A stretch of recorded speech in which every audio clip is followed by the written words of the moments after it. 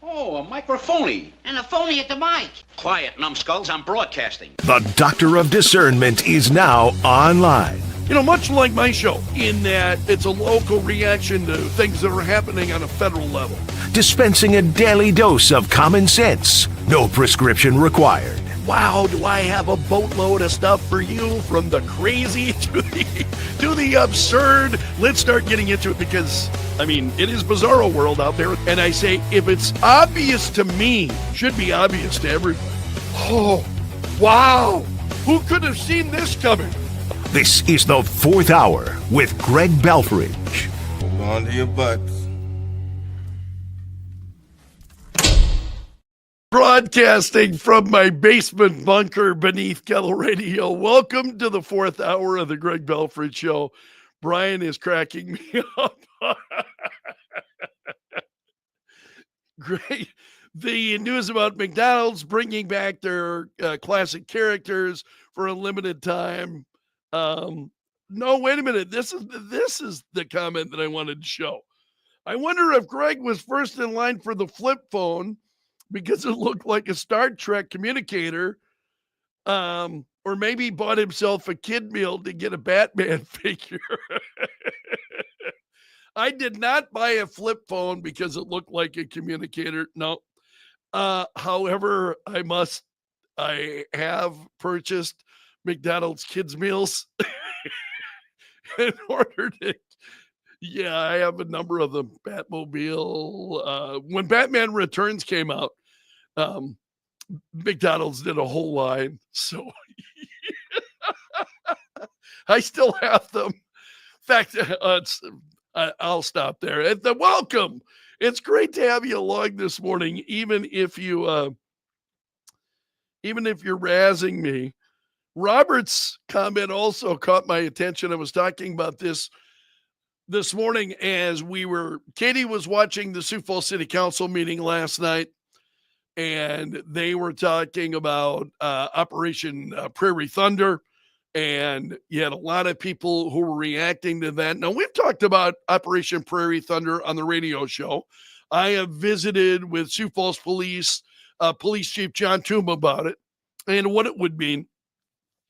But my wife was watching last night, and man, she was just talking up.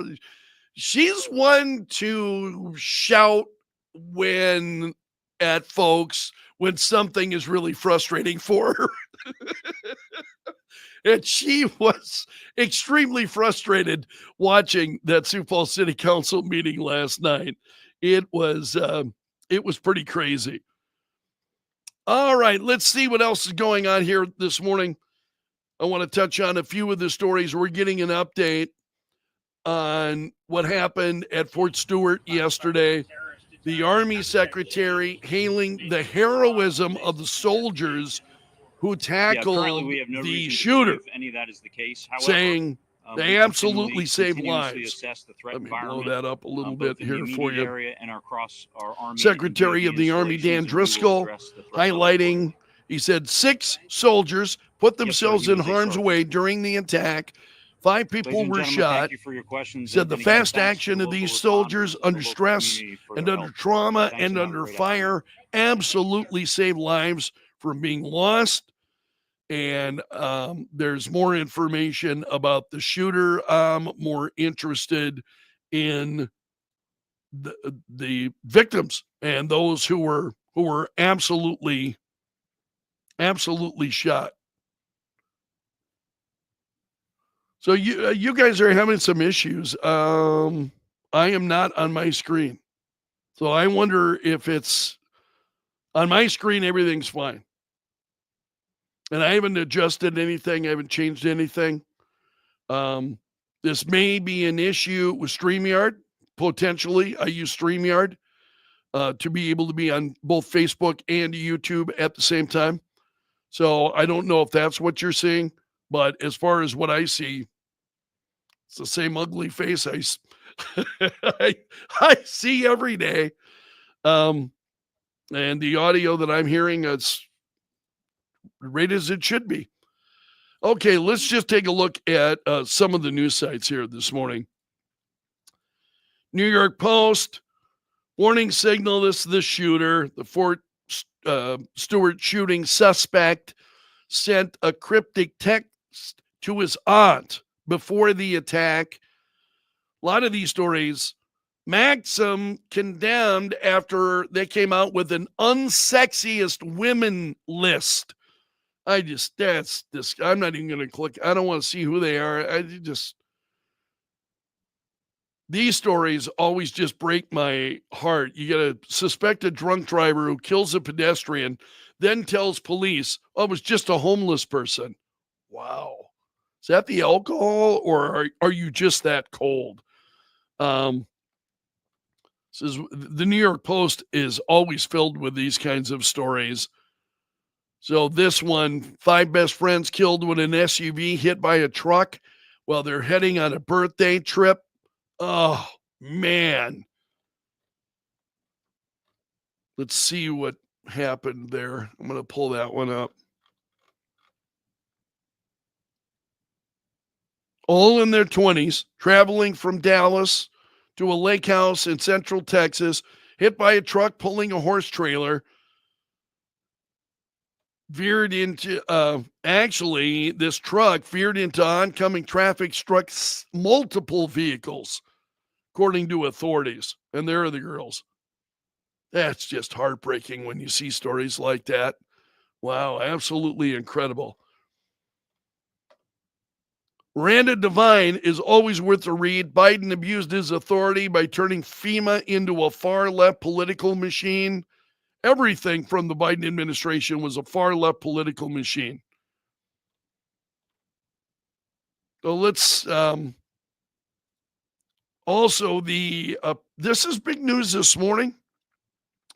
The president is saying that he wants to exclude illegal immigrants from the next census.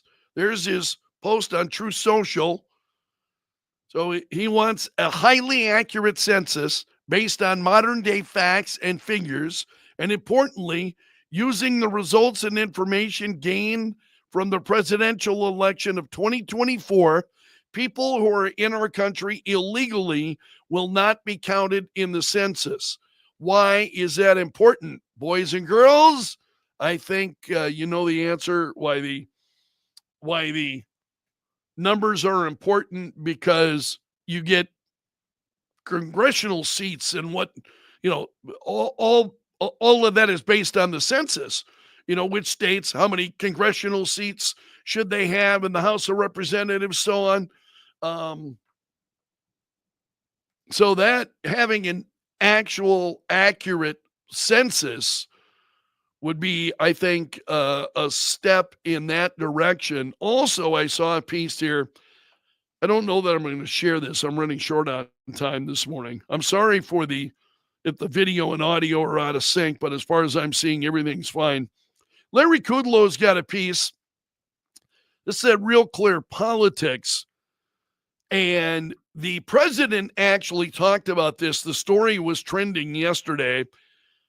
And Kudlow says, imagine an individual with hundreds of millions of dollars in cash who wants to put his money in a bank, a big bank, and they won't let him.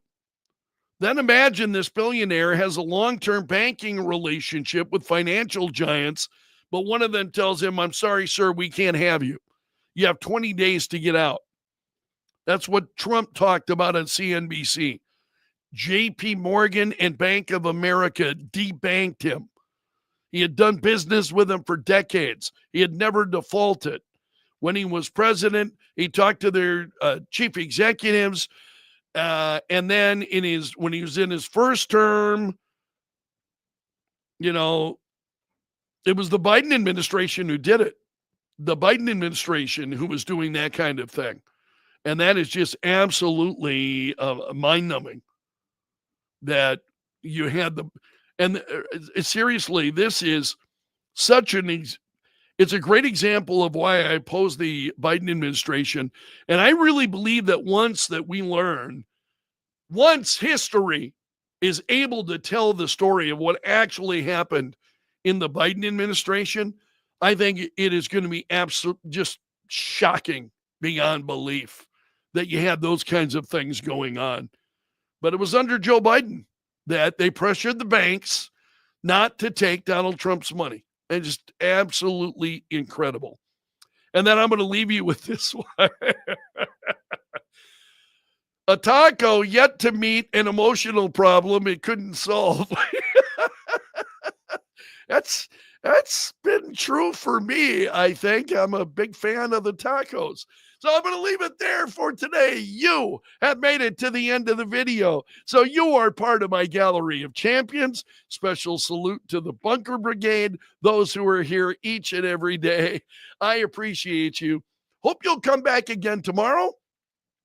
And until then, I'm underground and gone.